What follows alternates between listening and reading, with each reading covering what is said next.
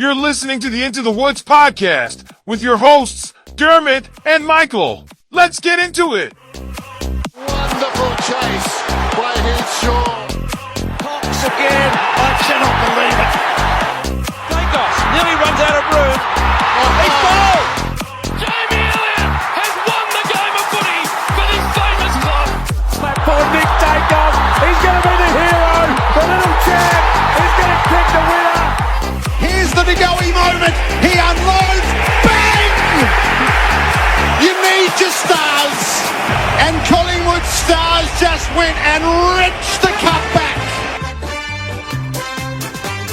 If you're watching us on YouTube, be sure to give this video a thumbs up and subscribe to the channel. For Spotify and Apple listeners, a 5-star rating will be greatly appreciated. Make sure you hit the bell icon on any of those platforms to be notified as soon as new episodes are released.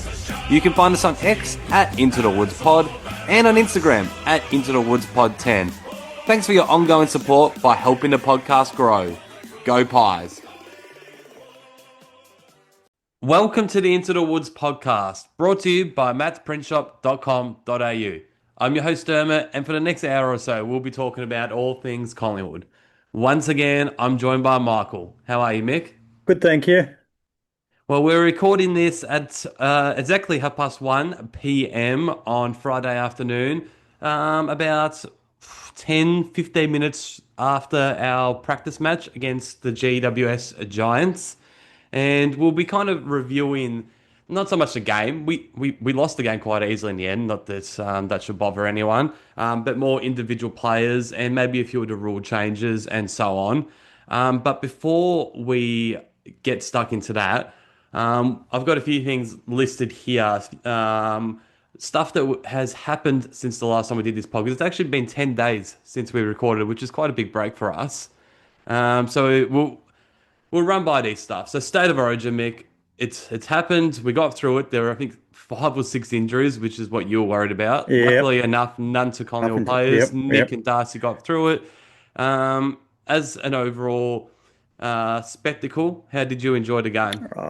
Look, it was okay, but my feelings remain unchanged. Like they say, the players love it, and the AFL are wrapped in it. Yeah, I'm sure the players do love it because Nick Daicos, instead of playing an intra-club match for Collingwood, where he gets paid nothing, he gets $40,000 for playing this game instead.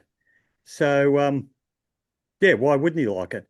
But yeah, so it works for the AFL, it works for the individual players, but does it work for the club and supporters? I don't think so. I mean, I think the supporters love it.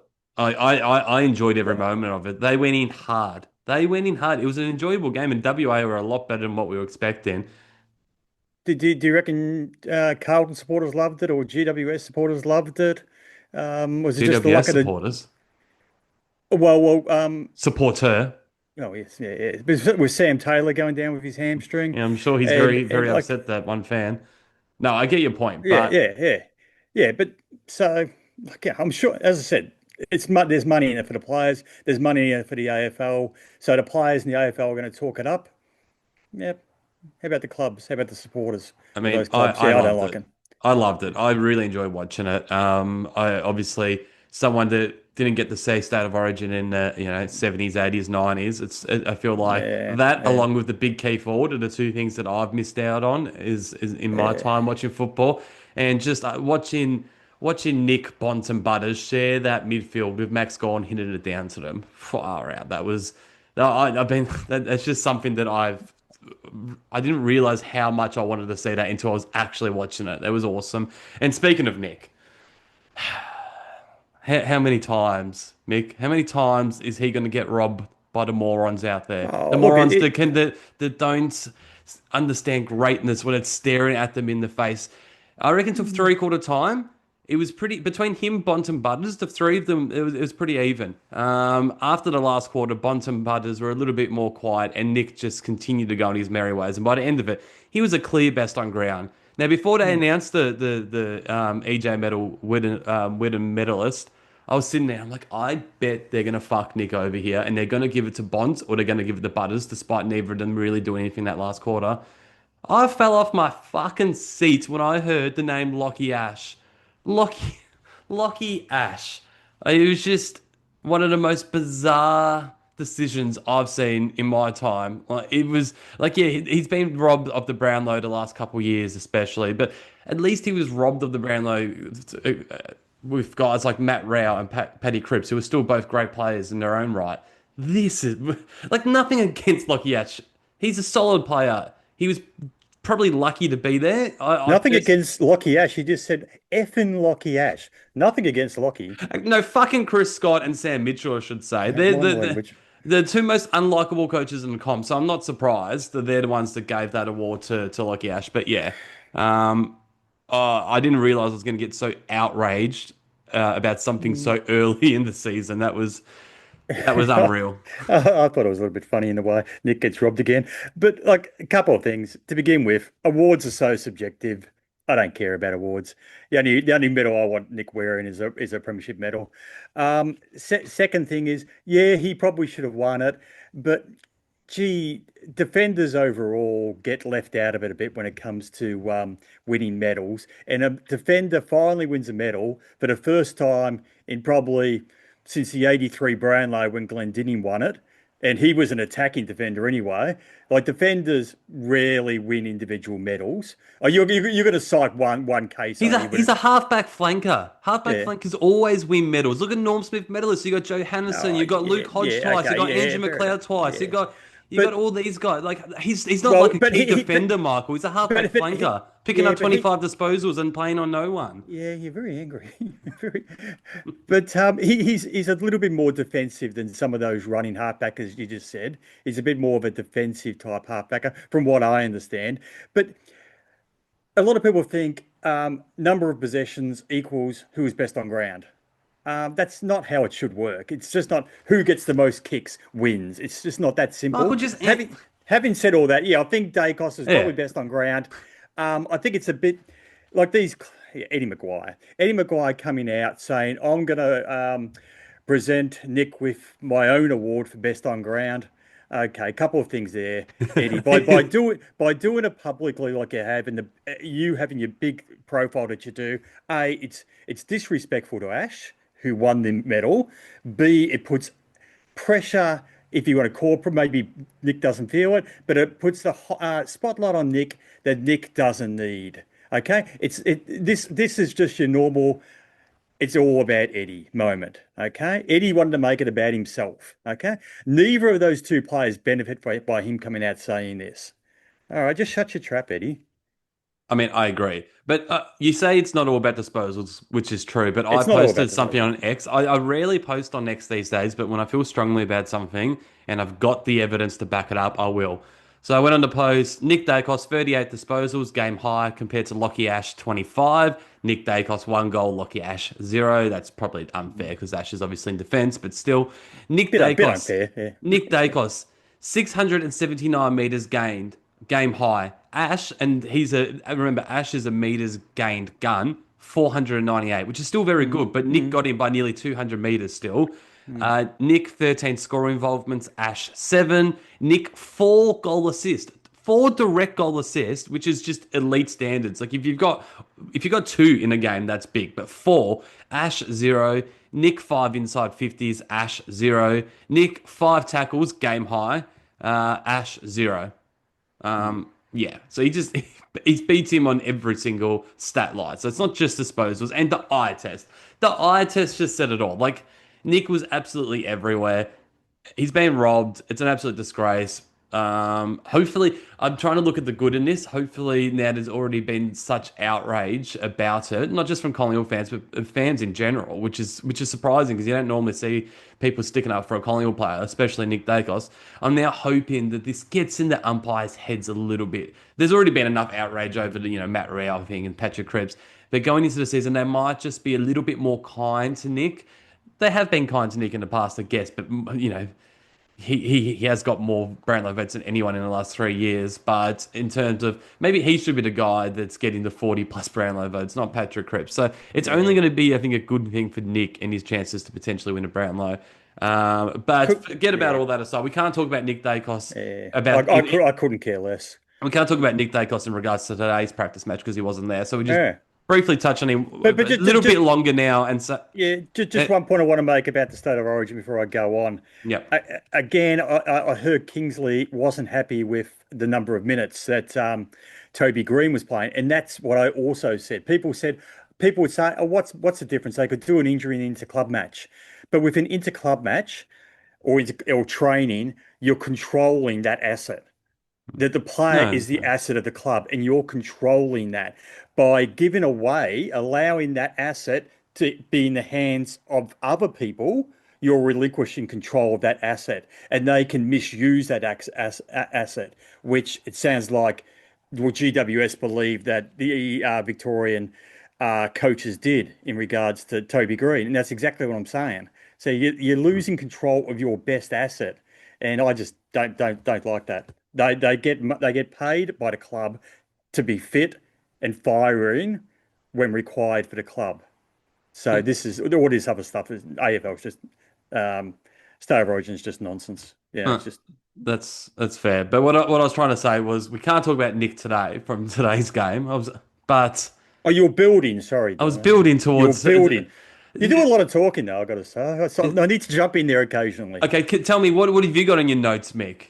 I've actually got quite extensive notes. All right, well, hold off on then. I wasn't expecting that. Oh, well, yes. Well, the reason I do a lot of talking is because you come to most podcasts and you say, I don't have a lot to talk about today. So if I don't come with the list of things to talk about, the podcast will go for about 15 minutes, if that. I'll try again. Never interrupt me, Michael, when I'm talking about Nick Daicos. I think I said that in the last podcast, didn't I? I don't tend to listen to what you say. I'll give you... You can interrupt me any other time, but not when I'm building up to a Nick Daicos thing. So that's okay. So that's most of the time then. Okay. I was just going to say, we can't talk about him because he didn't play today's preseason game. Yes, let's go with it. But far out, he looks fucking great, doesn't he? That's all I wanted to say. If he just waited 2 more seconds and he could have made your point, he looks good. He looks good, Mick. Let's just hope we use him to capitalise on it. How would you like to see us use him? Oh, I've already spoken to him about previous podcasts. I just want to get him into time and space as much as possible. We spoke about his 2024 season, where he came third in the competition for contested possessions. But I don't think he was as damaging as he was in seasons before and last year, because he wasn't in time and space. So I want to get him, whether that's rotating him off the halfback flank, or not using him as a combination of bit of time off the halfback flank. Don't use him as the hit two player in the centre of the ground. I want to see him a couple of meters off that area.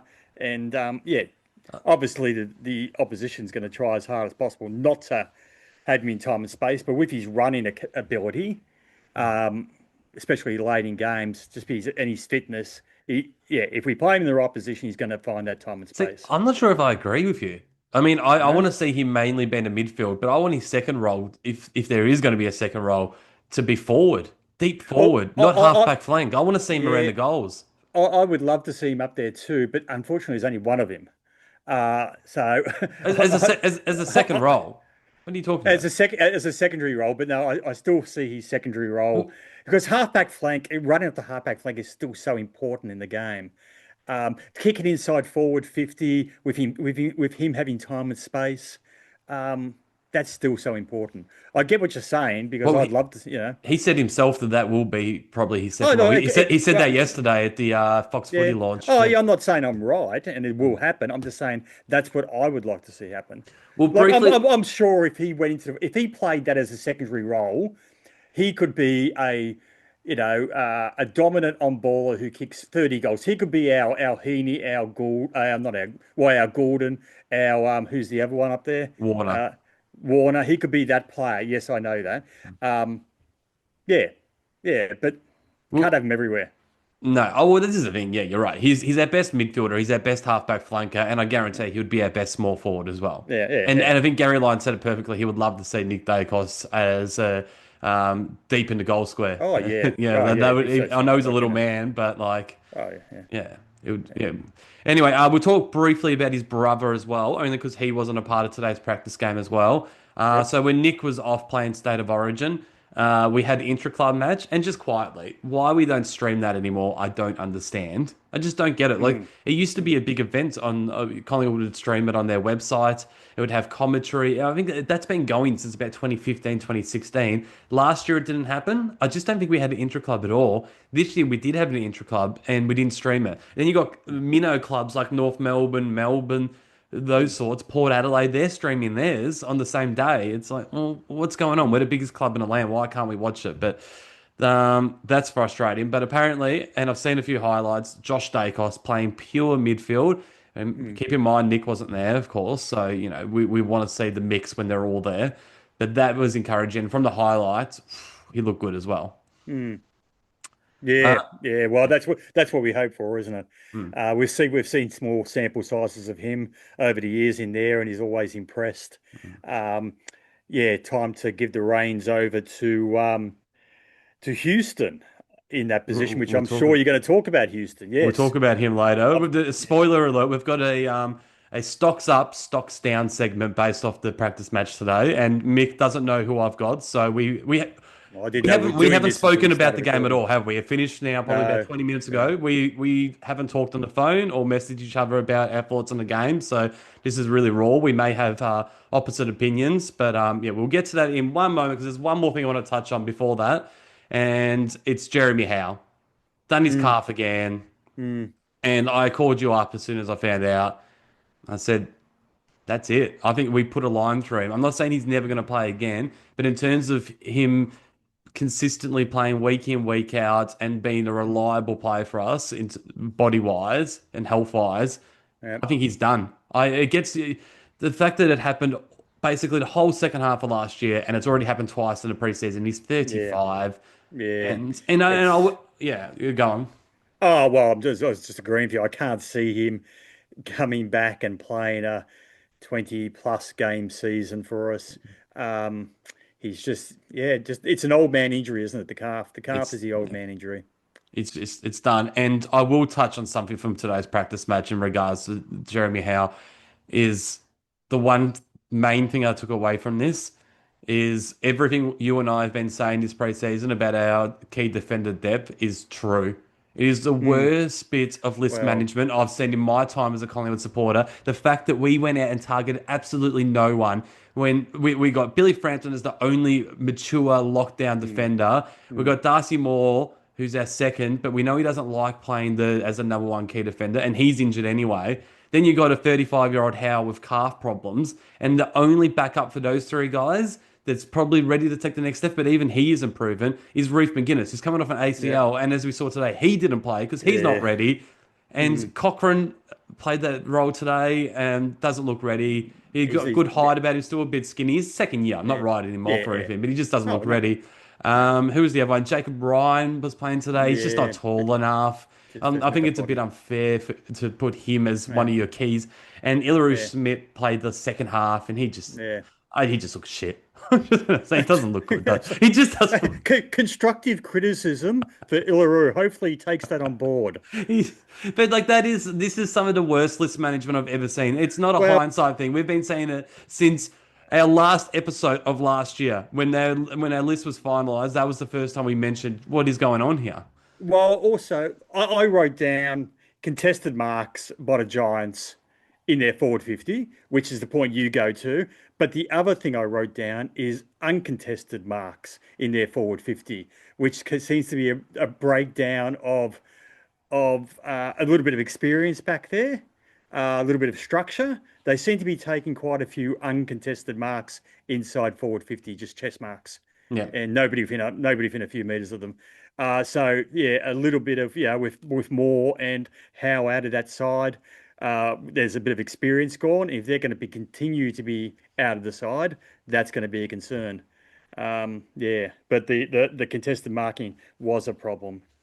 All right. So we'll get to today's game, and there were a bunch of senior players that weren't there. So take it with a grain of salt. Next week's official hit out will be the more realistic one. We'll hopefully get close to what our best 23 will be. But the players missing, so from our midfield, there was no Nick Daicos and no Josh Daicos, like we were just speaking about. Ned Long wasn't there either, as well as Darcy Cameron.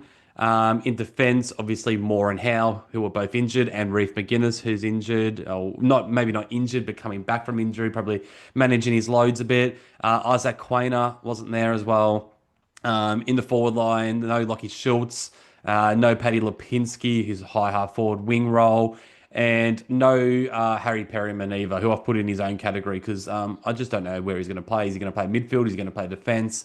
That's probably something that we'll find out next week. As everyone knows, I'd love to see him as a tagger, but you don't really tag in preseason games anyway, so it's probably not going to be something we know until opening round whether Perryman or anyone else, maybe a Crisp or a side bottom, someone will become a tagger. So that's one to look out for in the regular season.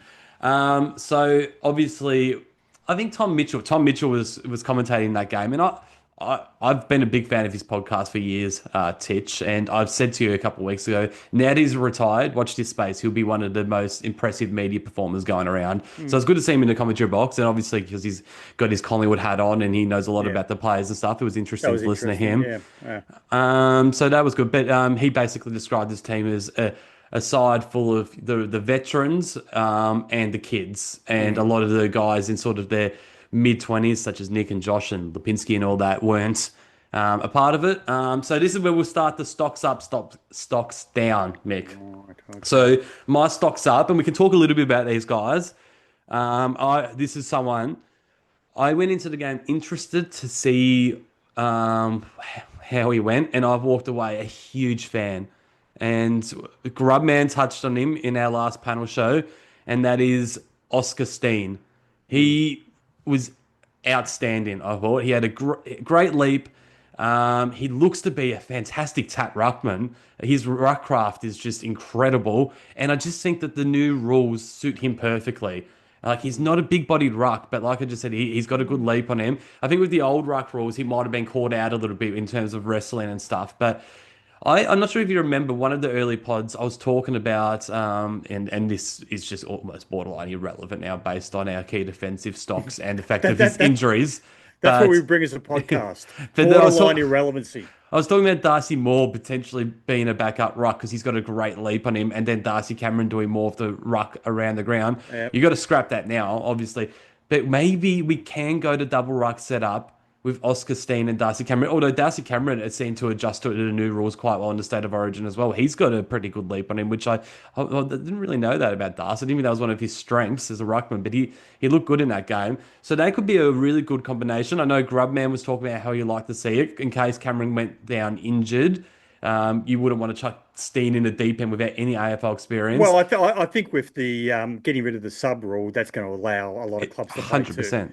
100%. To ruckman, yeah. So, but I think it's something that we're not going to know until next week when we see them together, whether they work well together, because we don't know. Steen needs to probably show a little bit forward as well, which we didn't see today. But what was your opinion on his game? His leaping was impressive, but of course he was up at least initially early in the game. He was up against Riccardi, who was their second ruckman. So it has to be balanced to get that against that, and later on, he was up against Briggs after Briggs had started in the forward line. Now, Briggs isn't a leaping ruckman, and he's not the type of ruckman this new rule is going to really benefit too much. So I think there's a little caveat on Steen's performance because of those two things.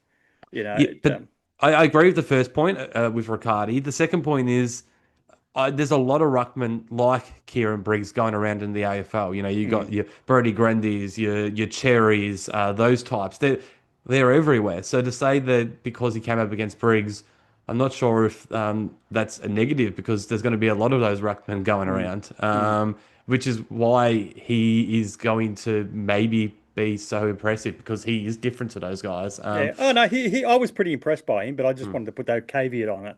But some of those tabs, those straight down, those to Goey and then Allen. It was just he's a smart ruckman. He's really good. I really hope we go with him next week and we get to see him and Cameron in the same team together. So we'll talk about that maybe a little bit later. But the next player I want to talk about, stocks up still. Angus Angry Anderson. Oof. Oh, the Angry's the Mm, perfect nickname, isn't it? Isn't he a mm. brute? Yeah, he was. That's the first time I saw a little bit of film of him playing for SA last year after we recruited him. Didn't really appreciate that he is a bit bigger than I thought he was. He's a bit of a brute. So he's a good size, a lot of defensive pressure. Um, Almost snagged a goal there too off one step. Yeah. Yeah, no, he was impressive. Obviously, he's going to be probably battling for the same position as a Ned Long. Mm. He's going to be a defensive midfielder. So I'm not sure. Yeah, he's not an automatic selection, put it that way. But no, he was impressive. He's not an automatic selection, you're right, because we No, still need and to see both of the Daicoses and Ned oh Long yeah, into yeah, this yeah, team, and then we yeah. can see what it looks like. I'm looking forward to seeing what role, if any, he plays next week when we have close to our best team out there. But man, I was impressed. He almost had every CBA in the first 2 to 3 quarters. He's tough. He's just man. I couldn't be more impressed with what I saw. This is why mature age rookies should be more of a common thing in the AFL. Mm. Like when you got those late picks in the 50s, 60s, or the rookie draft, a lot of the time you go for these kids, and fair enough, I guess. But like, how often do those guys work out? It's the guys in the 50s and 60s that are mature age guys like the Andersons of the world, that they're the ones that work most of the time. So I would like to see state league players like him get more of an opportunity. Um, I'm not going to put a line through him for round zero. I think he's well and truly in the mix. Mm. Despite, yeah, I agree that Longs is probably going to be the main one. But I think it's different to the Mitchell v Long situation from last year. I think there's a few more strings to Anderson's bow instead of a Mitchell or even a Long for that matter. So yeah, What he'll had be. he? What had he? What do you think he can do that those I guys can't? I could no, I could see him start as a high half forward and pushing up the ground and just his Yeah, competitive maybe. that. Ugh. Competitiveness. Yep, got that. Yeah, yeah, no. Yeah, you go on. Yeah, yeah, maybe. Like I said, well, that's the first time I've really seen him play. But I was, yeah, as I said, I was, yeah, reassured by his size. Because I've heard him being referred to as a big body midfielder, and I looked at his height, and can't get his weight anymore, of course, because that's frowned upon. It might make him But yeah, sad. he was, yeah, he is my making. So yeah, he is bigger than I imagined, which is good. There was one, I think, in the first quarter, the goalie hit him up, and he ended up taking Yeah. an uncontested mark. First glance, I thought it was Buller. Mm. He was so big. I thought, oh, that's a key forward. Then I realized it was Anderson. Yeah. So he was, yeah, Well, can I interrupt your stock down segment for a stocks second? up, stocks down. Yeah. Just when you say Elliot hit him up, The goalie, yeah. and the commentators made mention of this. Collingwood's willingness to share in the forward line to get it in a better position. It looks great when it comes off, but I think in the real heat of an intense game against the top side, I would like them. I would like to see them taking those shots. If you're within 40 of goals and you're a decent kick for goal, I don't want you mucking around with another pass that may or may not come off. It all looks very well and good in the preseason,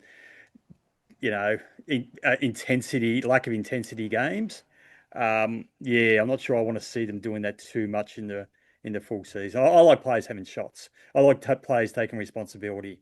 If they're in a position and they can back themselves, I prefer to see that than try to pull off a kick that might come off or might not come off. Yep. Yeah, yeah. Fair. Very fair. Stocks up. Ed Allen. He's looked to fill out a little bit. Mm, He was getting lots of CBAs. I would say he was probably our number one CBA player. I don't have the stats, obviously, yeah, no he spent a lot stats of from time in this there. game, but I feel like he was in almost every CBA. He had some very nice clearances. He kicked two nice goals. At times, his disposal was a little bit iffy. You can work on that at times. But Mm, overall, I think really, really good signs. It'll be mm, interesting to see where he lines up, if at all, next week. Like I said with Angry Anderson, when Long and the Daicos has come back, where's he going to fit into that? Will he be more wing? Will he be more half forward? Or will he stay in the midfield? Will he be there at all? That's the question. But for this game alone, I'm really hopeful that this could be his breakout season. What did you think of his game? impressed overall, but you touched on it. His disposal. A few times kicking in forward 50, missed the goal. He should have kicked. Failed to hit somebody up on another occasion, and then on a third occasion, did the cardinal sin, worst kicking footy, putting it half a metre out from goal. Yeah, I know which And it one you're was just talking about. easily Yeah. knocked through. So I'd like to see him clean up his disposal around entering into the forward 50. Clean it up a Yeah, little he bit. seems Yeah. a bit rushed at times. He need a little bit more composure would be good. Yeah, yeah. But I think more positives to take out of that. Do you agree stocks up for him though, Yeah, based off stocks today? up. Yeah. Do I have to get stocks up and do the farm? What's Yeah. where Now do you go to run? fun. Yeah. If you agree, thumbs over. Yeah. Obviously, our audio listeners won't see it, so we'll go. Oh, aren't they missing out? You want to be tuned into YouTube. So You see all just the good stuff. just to recap quickly, it's Oscar Steen mix. Mick, thumbs up or thumbs down? Go on. Oscars, there you go. Thumbs up. Angry Anderson Bang, and Ed Allen. bang. Okay, we're on the same page so far. Okay, so I'm as I just said, I'm very impressed with those first three players. Whether they're locked into the 23 yet, I'm not 100% sure. This next player, I am 100% sure is in our best 23, and I'm not sure if either of us have even spoken about him this preseason. And Can I have a guess? I like guessing. I like yes, guessing. Is it Rowan Steele? it is Rowan Steele. I'm good at my up. guessing. I'm good Stocks at my up, guessing. Mick. Thumbs up. Yes, yep, stocks up. He's locked into a wing. And I don't know, like we've spent a lot of this preseason talking about the same guys, Ed Allen, Will Parker, Harvey Harrison, Charlie West, and we'll get to all those guys. So I don't know why we haven't talked about Steele. He played both of our finals. He came on early for Pendlebury in the prelim and looked at home. And there's no game that's more intense than a prelim final. He's now got his first full preseason. He's a neat player. He's a good kick around the ground. He's a good kick for goal. Two nice set shots. He runs up and down. Very good defensively. There was that. I think he had like 4 or 5 efforts deep in our forward line at one point. I think in the third quarter, which was just. I'm not sure if he got a disposal from it, but his work rate is outstanding. He's the definition of what an elite wingman at AFL level is. And I don't know why we haven't given him the respect he deserves until now. Well, I think I did mention him in one of our previous pods. You might not recall, Dermot. I did. I have likened him to. He reminds me, in a way, of Tarkin Lockyer. I've I said think it I remember before. you saying that. Yeah, he does. Just a very neat, calm, professional footballer. He's never going to be. He's not going to be a champion. The guy's never going to be a champion, but he's just very reliable. Does all the simple things right. Very cool. All those things. So yeah, I like him. He's not flashy. No. So he's never going to be at the forefront of your mind. But yeah, I like him. He's in there. Do you agree that he's absolutely locked in? Like, there's without a doubt, he is the guy. He's our number one wingman, I reckon. Like, he is the first guy picked on a wing for us. I'd have to sit down. I haven't sat down and done my best 23 in theory, but he'd have to be very close to being there. Yeah. Yeah, I think so. Would you have him, a question without notice, would you have him ahead of Lipinski? I know Lipinski plays half forward wing, but it could be a guy like Lipper that falls out for him. I've always been traditionally a Lipinski supporter. I reckon I'd just be edging towards Steele as we stand right now. Good. Yeah. Just Why didn't Lipinski play today? Was he wearing Serge's hat? I'm not sure. What did Serge do to him? Yeah, apparently he had a bit of an exclusion zone around him in the crowd as well. So he wouldn't be any contact. That's unfair. I think with Steele, I see him as maybe more consistent than a Lipinski. Yeah, maybe more consistent. You're going to do it more consistently, more reliable. I've got one more player in my stocks up. I don't think this guy actually played a great game, but I saw lots of good signs. He's tough. He goes hard. He breaks the packs. And I think he's our first pick key forward. And it's one of the members of the famous BMW, which is going very well, by the way. I did come across that short, Dermot, that you cobbled together. I saw a person on there who looked lost. He looked frightened. He looked confused. I wanted to reach through the screen and give the man a hug and just say it would be okay. That man was me. As I watched it, It's it not. It's was. not. It's not a strong start though for the BMW as of today. But Well, it's more like the MWB, the Metropolitan Water Board, I think. well, It's not quite as sexy as the BMW, the MWB. Side note, I put that short on Insta and YouTube, and it went crazy. And all three members of the BMW viewed the story on Instagram, so they're all aware of it. Tim Membry, he loves it. Jack Buller, who we'll talk about in a sec, he loves it. Young Charlie West, and he didn't play a very good game today, did you, Charlie? Sucked in, mate. Untagged himself from the post of the BMW. Didn't want to be associated with it, apparently. It's Charlie, like this. embrace the BMW. There's a reason why it took you till halftime to get on the ground today. There's a reason why you continued to fumble the ball today. Embrace the BMW, mate. No, Young people these days, Mick. The BMW is much like your socks story, Dermot. It makes people sad. All right. I think we're going a little bit early with the BMW. Nah, we're going with it. We're riding this BMW all the way to Premiership glory, baby. Right. Metropolitan Water Board. Yeah. Anyway, my stocks up player is obviously Jack Buller. Just for he tries really hard. I just like the way he goes about it. He didn't set the world on fire. No, he didn't set the world on fire. I don't think he kicked a goal.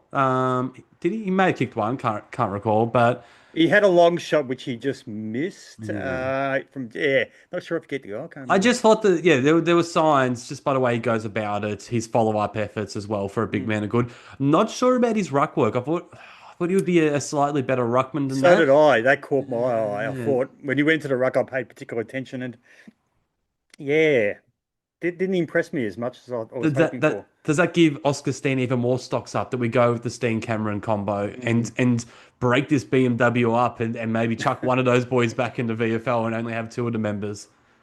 Maybe. It could be. Yeah, if we decide to use the two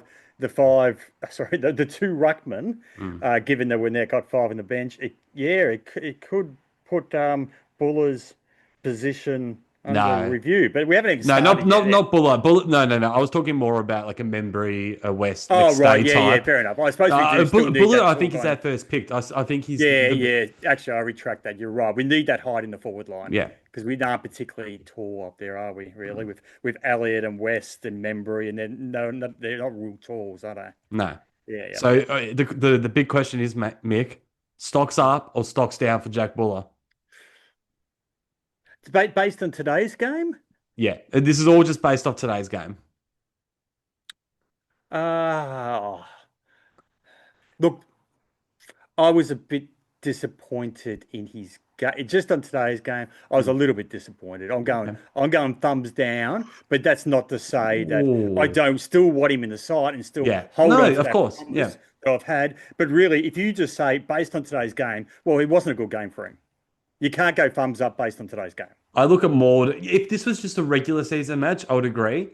I look for a little bit more in the preseason, and I just liked his efforts and the way he was breaking packs and his follow up work. And it was a hot day as well, so it wasn't easy for him. That's what I was looking at. Did he play a great game? Nah, but I was encouraged by him walking away from today's game, so that's why I gave him a stocks up.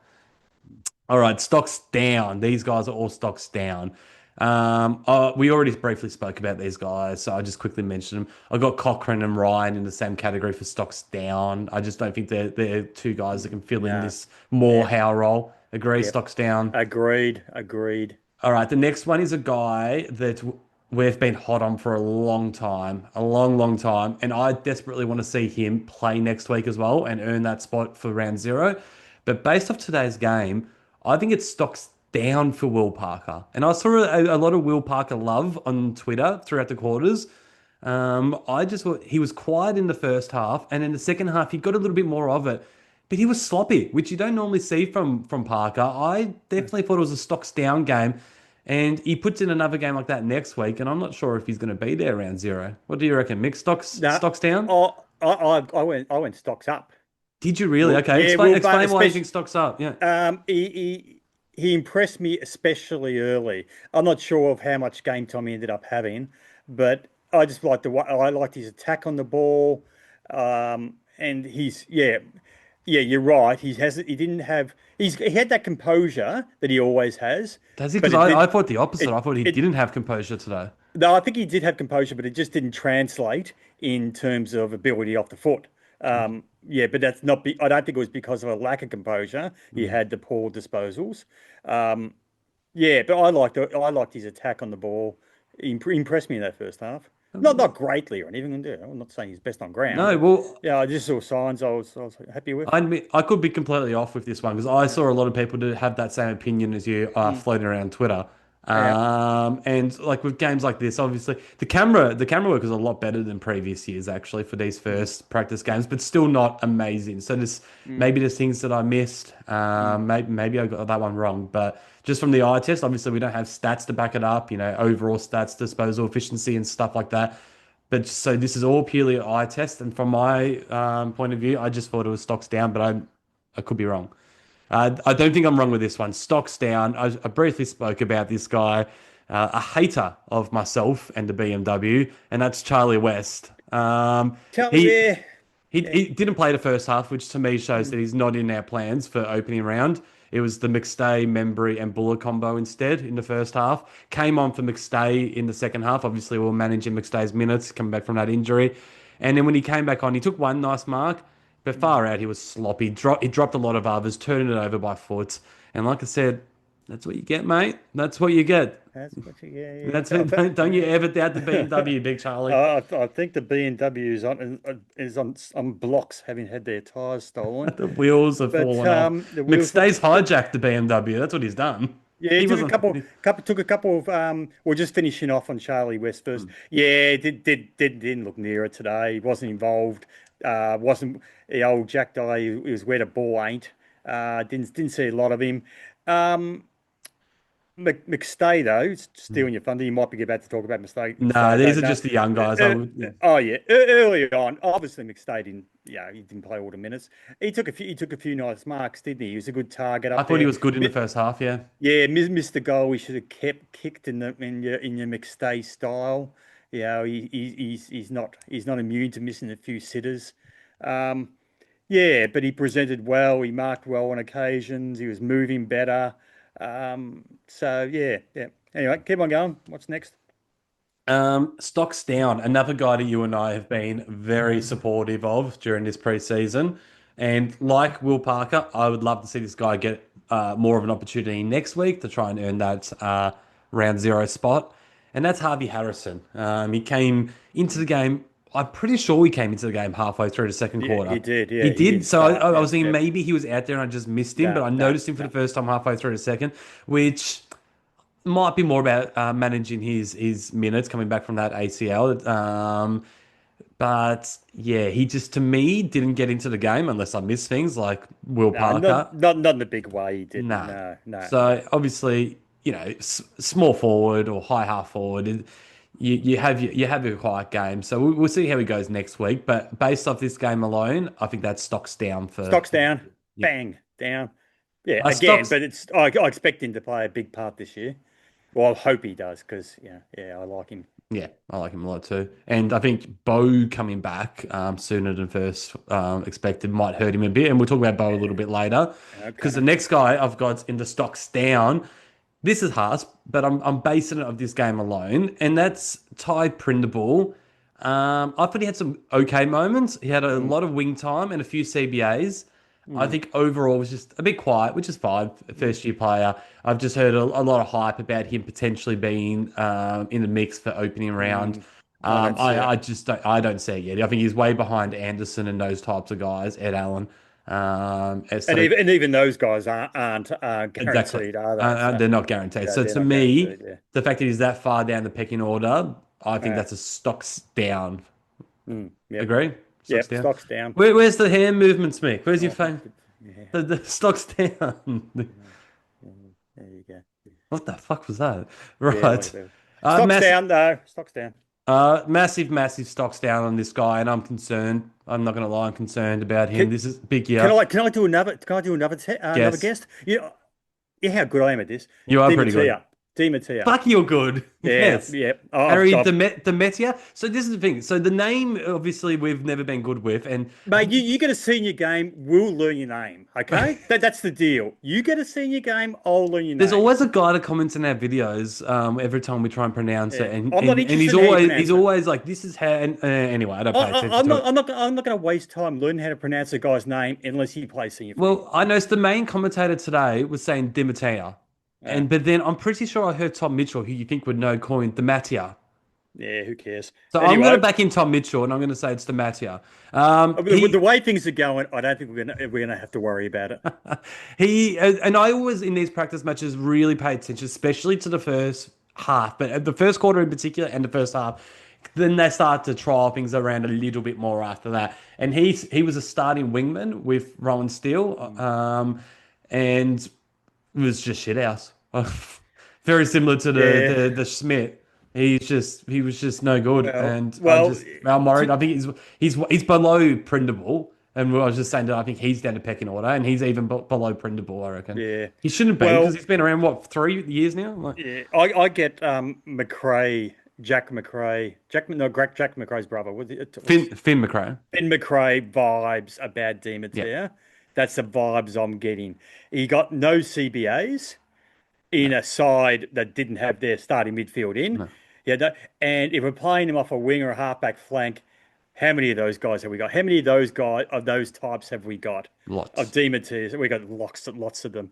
I We're talking about one of Steele or Lipinski potentially missing out. So if you we're talking about yeah. that, then how fucking far down the pecking order is this guy? My gut feel is he contracted to be on next year? I think this might be his last year, but I'm not 100% sure. Yeah, depending on if this is his last contracted year, my gut feel is it's going to be his last contracted year. I don't think he's going to be at Do the you put club next Jacob year. Ryan in that same bracket? I know this is I his. do that. Yeah, Is yeah. it his He's last year? I don't know. It should be his last year. but the Ryan's been there what about 3 or 4 years? He's played the Yeah. one senior game, no fault of his own. He got concussed. Hasn't threatened to come back since.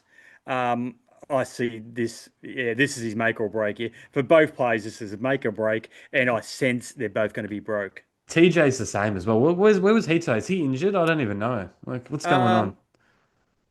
Yeah. Fuck. I don't know. Oh, I'm thinking I saw TJ, but no, I didn't. I was watching Anthony Pye's footy video of training the other day, and I saw him on that. That's what I was Was he thinking. Yeah. training?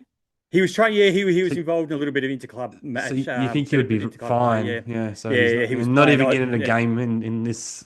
Yeah, well, week. maybe they're just managing. Is he coming back from a bit of an injury or something? I don't have know, no but idea. I, Yeah. I'm sure if he is fitting up and about, he would have been playing today. I don't think he's that far off it, but I'm a little bit more hopeful with him than the other guys. For some reason, I think he's been there a little bit less time than those. I don't think he's quite. Was been he there the same draft as Dematia? I think he was, wasn't he? Was he? Was he been there? Yeah, that long? I think he was. I Okay, think right. Dematia was at first and he was at second. Yeah, Yeah, but he's more likely to be the type that we need. Yeah, Dematia, we've got so many of them. yeah. Yeah, but anyway. I would put this guy in the stocks down, and that's Illaru, but stocks can't be down when they're already down. I don't think he's wearing socks.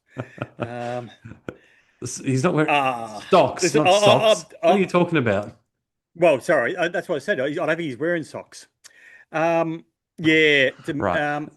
Yeah, Yeah, look, sorry, I'm just musing on him, Dermot. Give me a second. sorry, I'm while- just thinking I don't quite understand the sock joke. Well, you said, do I have to explain this? You said his socks were stocks. Sorry, edit that bit out. I got confused between socks and stocks. But let me just say this about him. I haven't seen him play at all. He was at the club, of course, as a ruckman. Yeah. He wasn't making as a ruckman. He's just not big enough. So they threw him into the back line, I believe, just last year. Yeah. So he's just learning the trade down there. We do need to keep position backman. Yeah, and he is a big boy. He's a big boy. So let's hope he can learn. Yeah, because he's. But- I wouldn't be getting rid of him, no. How are we in this position before the season even started where we're talking about Illaru, we're talking about Cochrane, and we're talking about Ryan as potential guys that we need? Like, how the fuck have we done this? What are you doing, Leper? Seriously, go to the State League and find the key defender version of Angus Anderson. I'm sure they're out there. I'm sure they're out there, desperate for this opportunity. So it's Well, awful. And same with the rucks. We're talking about the rucks, and obviously Steen looked amazing today, and Cameron's a gun, but we need another one on the list, well, don't we? I know a couple off the top of my head who we've talking about in the past. That is just one of them's currently in our VFL side. Oh, McCartan, yeah. McCartan. Now he had big Well, raps on him about this time last year, and of course you got Kruger. I assume he's still with us. why? The guy has a lot of bad luck. Um, Why did we delist him? That's enough. Why do we keep on delisting guys like Kruger, Cox, these guys, God, no. and then holding on Well, to these well, random halfback flankers that have oh shown us God, I don't absolutely know. nothing? Like, Well, I remember McRae saying this time last year that he didn't want to list Kruger. It was just the restrictions on just numbers. Basically, he had to get rid of him just because of the numbers. He was sad to see him go, but then he didn't pick him up in the mid-season draft. We had an opportunity. So, and when we needed a player of his type, so it's just a bit odd. Not that they did too badly because they got Rowan Steele and they got Howe. Is it House, yeah. Howes? Sorry, Howes. I haven't seen much of I'm him. not sure why he didn't play today. Yeah, Yeah, I was about to ask you why didn't he play not today? sure. Not Because sure. he has been training as a key back, hasn't he? I mean, if he's behind Illaru, then maybe he ain't that good. Yeah, yeah, exactly. But he has been training as a key back, hasn't he? Yeah, I believe. yeah. Yeah. So yeah, a bit strange. He wasn't there. Maybe he's got a niggle or something. Who knows? All right. I've got Go one on. more player in the stocks down, and a guy I that I was think I know who really this is going to be too, but I'll let you say it. Go ahead. okay. I was really worried. Oh, sorry, I was really looking forward to seeing this guy. I mentioned him a few episodes ago as potentially Bobby Hill replacement, and that's Will Hayes. Yeah, Is yeah, that who you thought I was? yeah. Yeah. I mean, he kicked the goal, didn't he? I think he kicked the goal He at one did. point. He kicked a snap. He took a nice Yeah. mark. Yeah, that's right. That He was did. centered by McStay. Took a nice mark and around the Yeah. corner.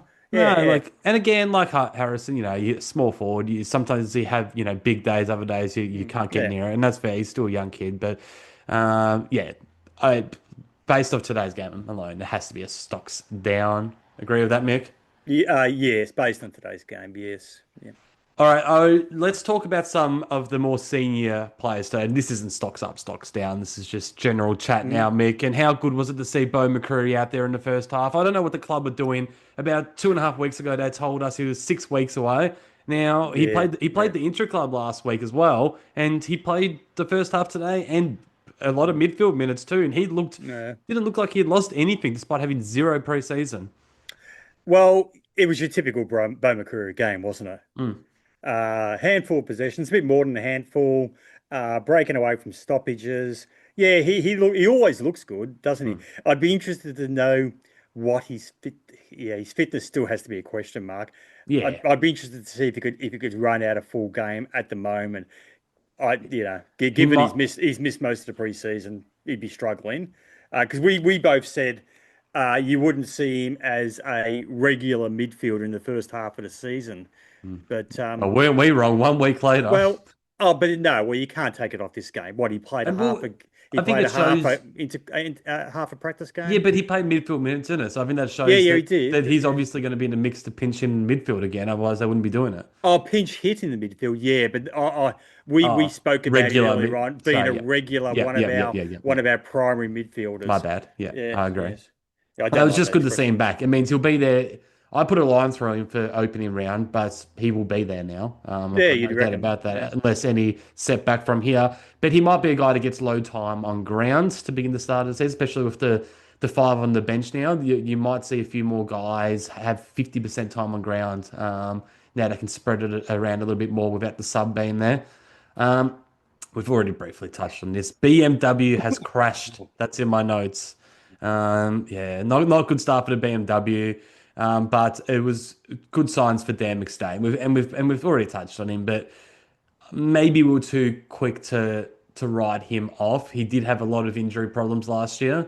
I don't remember riding him off. Well, actually, I think you wrote him off more than I did. Oh, Every no, time we brought I- up who's someone that's over 30 that you can't that No, you I going to drop I off, said- you would say Dan McStay. I said there's a bit of a watch on him. What a watch! He had- It's good he so had far. to- yeah, he had to. there were question marks on him. That's all I said. There was question marks on him. He really had to kind of stand up this year, prove himself. Because Next guy playing pure midfield in the first half before we put him on ice, and that's Geordie. I talked about how we had those mixed reports. Pete from AFL Ratings came out and said that it's basically the go is midfield. He's playing full midfield, no forward time, all this. But then he had Swoop saying that he thinks he's going to spend 70% time on forward. And based off what I've seen, and obviously there's no long in the Daicoses, so we'll have to have another watch next week. But based off what I saw, I think Pete is more on the money than Swoop, but it's still early. I reckon Geordie's pure midfield. Didn't set the world on fire, Geordie, but he doesn't have to. There's certain guys out there, and that's why I didn't put the senior players in stocks up, stocks down. Because Dane Swan used to say, if you're an established player and you try in the preseason games, you're a loser. That's what he used to say. very profound. Very profound. So these guys don't necessarily have to perform. They just need you're just looking at their role. You're looking if they're fit. Doesn't matter how they play. It's more the kids. They're the guys that are fighting for a spot. They need to perform. It was good to see Geordie in the midfield looking so fit. Yeah. Having said that, though, there was one senior player that worried me a bit. I was looking for signs that things may have changed, and I'm not getting those signs from Say it. Dan Houston. Well, do you want me to read what I got on my notes about Houston? Yes, go ahead. So mine says, Dan Houston didn't get near it in the first half when the game was hot, but when the game slowed down a little bit in the second half, he looked a little bit better, and I'm pretty sure he was our main distributor, which is what I've been calling for. No, he didn't play the greatest game, and he probably is one of the established players that should be trying based off last year. You wanted to see something from him. It's just the game, like I said, was hot in that first half. It was just move the ball forward at all cost. Not really his style, but once we slowed down the game, and the heat might have had a bit to do with that, he was getting we'll use him a little bit more. He was getting a bit of those cheap marks across halfback and using it well. If we're doing stocks up, stocks down, for him, I would say first half definitely stocks down. Second half stocks up. I liked his role. I like his role a bit more. But go on, you obviously don't have the same opinion. No. Mine was stocks down overall. I was hoping to see more from him as a kind of an announcement that things are going to be different this year. It just looked like the same old issues of last year. Quite frankly, didn't inspire at all. And we keep on saying, like, we expect a lot from him because we gave a lot up. I'm expecting a star player. Yeah. I'm expecting an absolute champion. I'm expecting him to be one of our best 4 or 5 players that we have. And it just today hasn't given me any confidence he's going to be that. Again, I know it's a practice game, but I was just hoping to see more signs. No, that's completely fair enough. Like I said with Jack Buller, if this was a regular season game, I would have been disappointed. I guess I was just looking at role, and we just seemed to use him a little bit more. So I can just sort of imagine maybe if it was a regular season game, that he might have gone a little bit better. It was also very hot. He was taking kick-ins as well. He wasn't really doing that last year. It was the guys like Josh Daicos, Darcy Moore for whatever reason, Jeremy Howe, that were taking those kick-ins, and Houston wasn't. So to me, that was a good early sign that, he will be that main guy. In saying that, Josh didn't play, Darcy Moore didn't play, Jeremy Howe didn't play. So maybe that does change when they come back. Someone that did play, but not in the position we were expecting, someone that we thought might sort of take away from Houston being the main distributor, and that was Pendles. Did not spend a second across halfback, which is pure midfield. Yeah. And this is the one thing, like, you'd see track watchers constantly talk about, certain players, and then they have different opinions. Like I just said, with Swoop and Pete having completely opposite opinions on how Collingwood were going to use the goey. But everyone that went to these training sessions, Pete, Swoop, Jen, all these other people that I would see online that would go watch us, said the same thing. Pendles is pure halfback, It's his defense. He's taking the kick-ins. He's the main distributor. He's this, he's that. Come the first preseason game, just a CBA midfielder and actually looked very fit, didn't he? I mean, Yeah, yeah, yeah. but it was strange because it'll be interesting once those guys come back, that Daicos isn't long, and De Goey plays a full game instead of half a game and all this. It'll be interesting to see where he does line up. But I feel Yeah, like, yeah, exactly. yeah, but I feel like if they were going to play him off half back for the majority of the season, that they would have just settled him there this game because we didn't need to win. So it's not like we needed him in the midfield to cover those guys. Yeah, yeah. Maybe you would have seen one of the younger on ballers being given that opportunity, like a Di Martino. Maybe I would have thought that if they were going to use Pendlebury up a halfback flank this year, they would have used him down there today, and then just throwing a DiMartino into a midfield, more CBAs for him. But yeah, I agree, but maybe the only thing I can think of, maybe they wanted guys like Ed Allen, Angus Anderson, Prindable to play alongside Pendlebury in the midfield in the maybe practice game. yeah, good call. Yeah. So that's a watch for next week. I find it very hard to believe that they're just going to train him in the back line all preseason, then completely throw that out come the practice matches. They would just, yeah. So it's a definite watch. And if that does happen, if he does go back into defense, it's a watch on Houston as well. Because yeah, he looked like the main distributor today, but that might change next week. What else have we got here? Sidebottom. I noticed he spent a lot more time in the forward half. I think in the last quarter in particular, I saw him on a wing a little bit more, and I think he was even in the centre bounce at one point. But yeah, not deep forward though, which is where I want him. he set Yeah, up a couple of our scoring shots very early with smart little kick across goal. I think one of them hit up McStay, the other one hit up whoever kicked that first goal, Steele, I think. yeah, Steele, Rowan Steele, yeah. yeah. So yeah, at least he mainly still was in that forward half and not in the midfield. Like I said, he was in the midfield. He was on the week, wing but, a bit, yeah. mainly later in the game. I like to take more into account what's happening at the start, and then they throw the magnets around a little bit more after that. But another guy that I couldn't get a read on, and I'm actually just going to ask you straight out if you could get a read on it. Jack Crisp, first quarter, I thought was playing back in his old role in defense. And I thought, Crisp is going to play defense this year. That's interesting. Then all of a sudden, the next quarter, I think I saw him start as a high half forward. Then I think he had a CBA at one point, then I think he spent that whole last bit on the wing as well. The whole last, the second half of the last quarter, if that makes sense. You know how they split the last quarter. Yeah. So what do you take out of it? Is he just going to be like the Hoskinelli this year, where he just plays everywhere? Like, yeah, that's an interesting point. Maybe he will be our. Sorry, just the name itself. I always have a chuckle. He will be our new Will Hoskin Elliott. Yeah, because no, I couldn't get it right. Maybe he was just under the Swanee theory that if you try in the preseason, you're a loser. Maybe because he just didn't notice him that much. Didn't notice him that much. And no, I don't think he necessarily played a bad game. That's what I was saying. It was just more. I was interested in his role. Yeah, didn't catch my eye. No, he didn't. But I made special note of him. There was a few players I wrote down before the game that I wanted to watch closely because I thought otherwise this is when I start to not notice players. So I wrote them down. And as you know, I've spoken a bit about Chris not knowing exactly where he stands going into this year in terms of roles because we've got a lot of new guys that can play in the midfield and stuff like Josh and I didn't really rate his season as a wingman last year. So I made special note to keep an eye on what his main role would be. And I couldn't fucking work it out. But I don't think he was necessarily bad or anything. Is there anything else you want to talk about from this game? What have you got?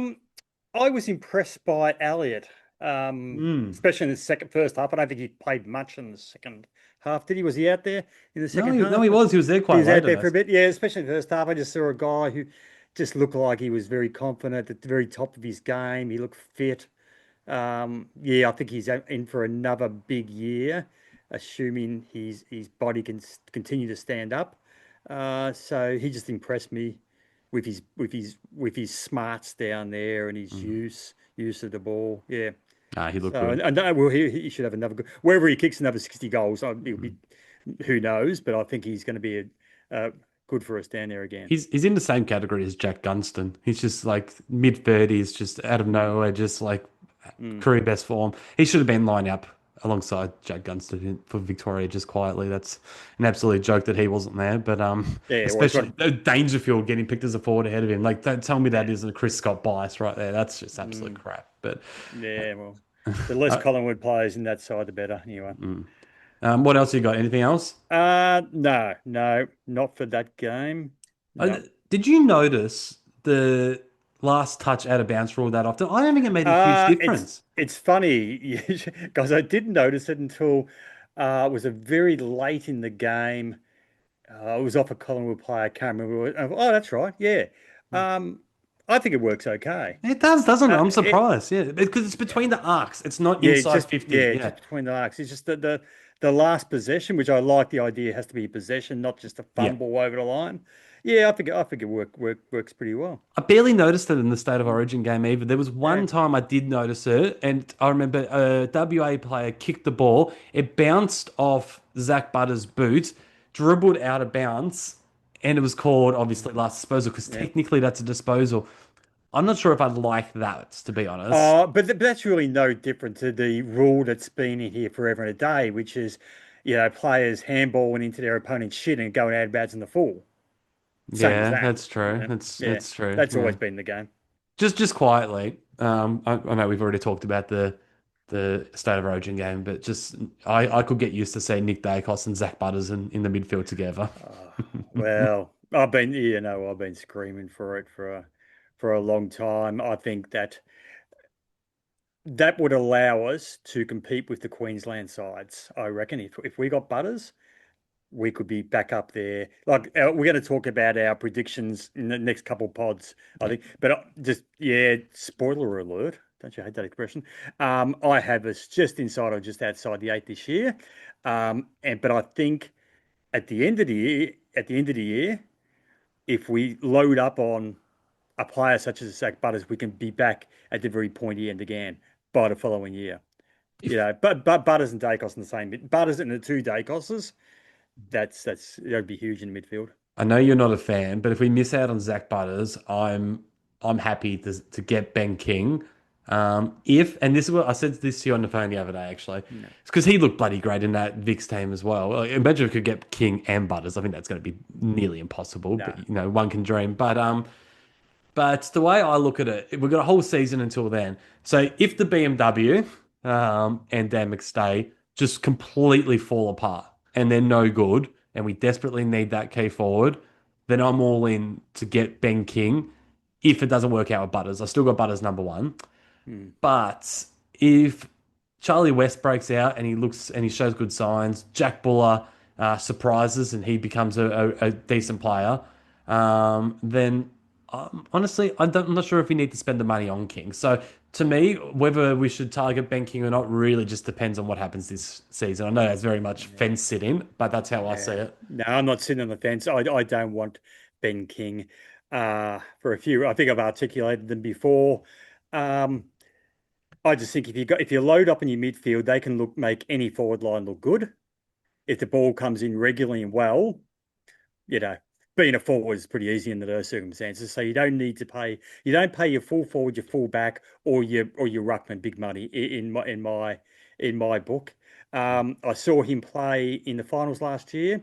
He got off to a good start in the game against Brisbane. I forget who he was on. He might have been on. That's who he was on. Sometimes he plays as their second ruck at Brisbane. What's his name? Doesn't matter, but he's their second ruckman. And he kicked a couple of early goals, and then moved Harris Andrews back onto him. Harris Andrews just dominated the match from then on. Not only couldn't King take a mark, King couldn't stop Harris Andrews from intercepting. And I just thought to myself, I'm not paying probably north of 1.5 million for this guy, and plus forking out 2+ first rounders for him. No way. I think it's a bit harsh to judge him off one game. Like No, for I'm not example, if judging- you were I'm going not to judging judge off one Sam game. Darcy based off that Victorian game alone, you'd be saying No, he's no, not no, worth the no. money. But Sam Darcy, No, everyone knows, is worth that. No, I'm not judging him off one game because I've seen him in a few games, but that one game was a very important game. That was a final. Okay. And if I wanted to see him be competitive at least in a big final. He was just slaughtered. He couldn't even, as I said, couldn't stop his opponent from intercept marking. So couple that with the fact that I don't rate the role as much anyway. Nowadays, it's a small men win your small forwards kick your goals in finals, not the big guys. That's been the trend for a few years now. Yeah, and that's what we would have to pay for him. We would have to pay him over 1.5 at least, and we'd have to give up a couple of first rounders. Nah, I'd want a midfielder for that type of return, that type of outlay. All right, so looking ahead, so we play North Melbourne next week on Sunday, March 1st in the official practice match. Now, what are we looking out for in that game? So I think we'll tick these off. These are probably for the listeners, maybe to keep a little eye on themselves. Darcy Cameron will be back, so let's see if Cameron and Steen split the ruck time, whether Steen's there. I think the midfield mix is a big one. So the Daicos and Long will be back. Will Josh be in that midfield? And how does that affect guys like Geordie? Will he now spend more time forward? Will Pendlebury now spend more time back? Will Ed Allen be there? Will Angus Anderson be there? So the midfield mix is going to be fascinating. How many key forwards do we play, especially if we're going under two rucks? Do the BMW play? I don't think Charlie West is really any chance. So do we go McStay, Membry, and Buller? Well, it's still BMW, yeah. Well, no, it isn't, because West isn't there. McStay's there. Oh, yeah, sorry, my mistake. It's a bit like the socks and the stock thing. I'm just all out of whack today. So do those That's three two play M's, together. yeah. If Oscar Steen's Yeah. there, let's look into that. The kids, Will Parker and Harvey Harrison and these types, will they get a second chance? Bo McCreary, keep an eye on maybe his midfield minutes as well and his overall time on ground, so you can see stats in this game. So that will be interesting. Dan Houston. So if Pendlebury does go back, or if Josh Daicos plays off halfback, does that affect Dan Houston as the main distributor? So look out for that, I would say. Can I ask a question? I got a question. Yep. So this is our last practice game before the season starts. Is that right, or is there another one after that? There's another one, which is I'm talking about what to look out for our practice game next week. What are you talking about? Yeah. But who do we play after that? Who's our practice game? North Melbourne. Can you not No. concentrate? Listen to the question. So this isn't our last practice match before the season starts, correct? Which one? The North Melbourne one. The North Melbourne one. Yes, it is. It is. It is our last one. That's what. Yeah. Right. Okay. So yeah. So we just listen to the question. So the question is, what's the theory about how they start position wise and how they finish position wise? There's a theory about one of those is what they earmark as starting the season with. Every club's different, but I like a lot of our regulars when I play a lot of fantasy football. So these preseason games, I watch every preseason game every year, and to sort of learn who I should be picking in my fantasy sides based on positions and the kids who are going to get games and stuff. And the last preseason match before round 1 or round 0 is the mini dress rehearsal. So that's normally the more serious one. And a lot of the time, you basically take into account what happens in the first half. The first half is always more important than the second half. Sorry, not always. Most of the time, it's more important. But there's always a curveball and stuff thrown around come round 1. Something that they hold off and keep up their sleeve a little bit, which is fair. Like, you don't want to show all your cards, but that's pretty much as close to a dress rehearsal as you would get. Right. Okay. Right. All right. Yeah. Other things to look out for, I guess, side bottom. Side bottom's role, will it be more forward? Will it be more up the ground? And if anyone can tell me what the hell's going on with Jack Crisp after this next game, that would be great, because I'll be watching him closely again, trying to work out what's going on. But I think they're kind of the things to look out for. Anything else you'd like to add to that? To the game itself, next week's game? No. For our podcast, I'll fill the listeners in kind of what we're going to do. So due to the scheduling of games such as the next practice match and round 0 and stuff, our sort of timetable has been thrown all over the place. So our next practice match, like I just said, would be Sunday the 1st of March. by the time that finishes, it'd probably be a bit too late for us to record the podcast, edit it, and get it out. So what we're going to do is we're going to record on Tuesday night, March 3rd. So the podcast will be released the next day on Wednesday, March 4th. So that's our next pod, Mick. And it's going to be a huge pod. We're breaking it up into three. So we're going to review the practice match against North Melbourne.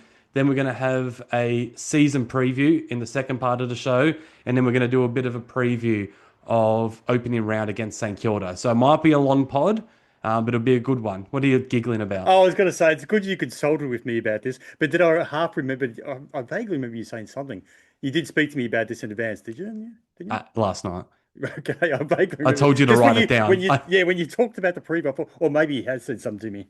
Yeah, okay, yeah, good. Sounds exciting. So when we're recording that would actually normally be the night of our panel show, which is, as our regular listeners will know, we bring out on the first Wednesday of every month. Because we're going to be doing this show on that day, it means our panel show will be pushed until Wednesday, the 17th of March, which will be after our round one game. So we get to watch opening round and round one. Then we've got the bye leading into round two. So it'll be a good time to sort of take a deep breath and pull apart our opening two games of the year with our panel show members. I'm not sure who's going to be on yet, so watch this space. And then after that, everything will sort of go back to normal. I guess what I did leave out was our first game opening round is also on a Sunday night, but the next day being a public holiday is a Monday, so you and I will be able to record sort of Monday morning, the day after opening round, and bring that out sort of by Monday afternoon. And so that's going to be our schedule from now until halfway through March. We might try and chuck in a sneaky pod, Mick, between now and our next practice match. Who knows? We maybe not looking as much of the season ahead. Maybe we can just do a bit more of a fun podcast because March 4, there's a bit of a break. It's February 20 now. March 4, that's a bit of a break. So I wouldn't mind maybe putting our minds together after this and discussing. A bit of a fun podcast that we can do there. So watch this space. I remember fun. Yeah, I remember that fun. Another thing that I want to talk about, Mick, for our listeners, I've been stressing that our main goal in 2026 is to grow our YouTube channel. And the best way you can do that is to subscribe. We'd really appreciate that. And a few people have been jumping on board since the last time I mentioned that. What I will say is, and another thing I spoke to you about last night, I'm hoping closer to the season, I'm going to start doing more YouTube lives. So just basically, whenever I feel like it, these won't be official Into the Woods episodes. They won't be on Spotify and Apple Podcasts. It's just going to be whenever I feel like I could be going for a walk or something's just upset me to do a Collingwood, jump on the old YouTube live, have people in the chat. Maybe a couple of people can jump on and join the stream, you if you want to, Mick, or maybe some of the panel members or even some of our listeners if they want. Sort of Kane Corn's walk and talk kind of. It might go for 5 minutes, it might go for an hour. It could be bloody any time during the day or night. So you might want to subscribe to the YouTube channel even just for that. Even if you're just a podcast listener, subscribe to the channel, turn on the bell so you can be notified. And there'll be a little bit of Derm walk and talking, and we'll call it Dermot's musings. It's just your thoughts, basically. Dermot's musings. Do you reckon you're going to jump on at all, Mick? And oh yeah, I will occasionally. Yeah. Invitations there for everyone. Serge, Grubman, if you're listening, jump on. Talk a little bit about Collingwood. I suppose it's my role to be keen and to feign interest in the podcast to encourage others to do the same. This is all a part of us trying to grow YouTube this year because we're sort of established now on Spotify and Apple. We really want to grow on this platform. So subscribe, put the little bell icon, do all that stuff. And tell your friends, tell your family, tell anyone that's mad Collingwood about us and to jump into the Woods family, Mick. Tell everybody. If you're in a road rage incident with somebody, tell them. Let's just put a little pause in here. Now, I'll put that little pause in there to allow you to edit this later on if you choose to. I can't be bothered editing. Why? No, because I know you get because I've criticised the podcast in the past online and you got very upset about it. I caught the Leon Davis episode, which was a great interview. We re-released it this year from last year. If you haven't listened to it, tune in. Yeah, good sit down chat with him. But I sent you a perfectly good intro to that, which thank you, which you failed to use, and what you came up with as an intro can't be left unchallenged by me. I won't allow it. There are a few points. Okay, to begin with, you had a countdown clock. So I'm sitting there waiting to tune in. There's this countdown clock, 60 to 1. And I'm sitting there watching them go down from 60 to 1. And then I'll have a look at how many people are viewing. One person, me. So this countdown clock is for me.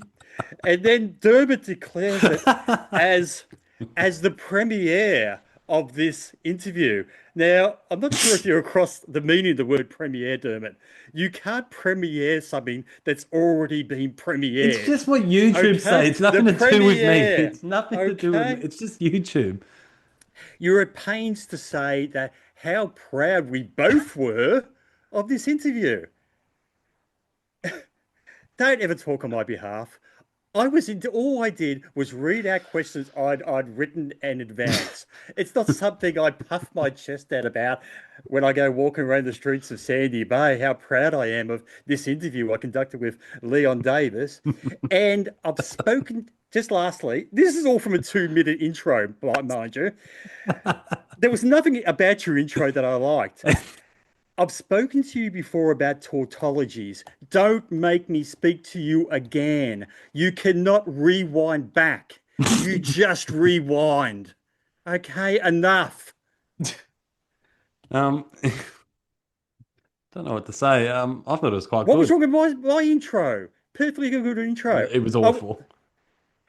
At some point, I need to get going back, rewind and back to our very first episode we ever did, Just when we were rewind. trying to work out what this podcast was going to be about, how we're going to do it, how we're going to, what our intro was going to be. I think originally you were meant to be the host, or in your mind you thought you were going to be the host, and you sent me this 1-minute clip of My life's quite what you wanted to grandiose. use for our very first episode. And I've been trying to find that clip for some time because I wanted to play it on one of the episodes. It's fucking hilarious. And you kept it and actually sent it to me the other day. Oh, I need to get that together. I really do. It is very bad, I must admit. In my mind's eye, my life is quite grandiose. Yeah, but it doesn't. I think quite that's when I translate to realized if we're reality. going to do this, I'm the one that's going to have to lead the way. That was terrible. Please don't ever play that. I will be. Next episode. Don't let me forget, listeners. There you go. But yes, I'm very proud of that Leon Davis interview. Very proud. Oh, gee, how cringy. Did you watch the last part as well? I did a. Oh an yeah, outro you as went on. well. You reinforced it in your review. Are you saying that you sat there and you watched a whole interview that you did a year ago? Yeah, well, I hadn't watched it. I hadn't watched it since we recorded it. You love yourself, don't you? A lot. Be honest. I'm on very good terms with myself. Be honest. The listeners are going to think that I'm joking here. Michael, do you watch yourself on YouTube Yes, I every do. single episode we do? Yep, I do. That's true. It actually is true. It You is watched true. the whole episode just to watch yourself. If I can get the techno down pat, what I'd do, if I could, would be crop you out of the screen and just watch me, because you tend to distract me a bit from watching myself. I have never watched a full episode of Into the Mesmerising. Woods. I watch parts of it so I can cut it up into shorts and put online. But I've never sat down and watched a full episode. I like it a lot. Rightio, we're going to wrap this up. Any final words, Mick? No, no. I came across last week. I came across a bit of a stat. The swift, the bird, the swift. Guess how long they can stay airborne for? 24 hours. Believe this or not, 10 months. They Really? can spend up to 10 months in the air. They can eat in the air. They grab insects. They can drink. They can scoop down and pick up water.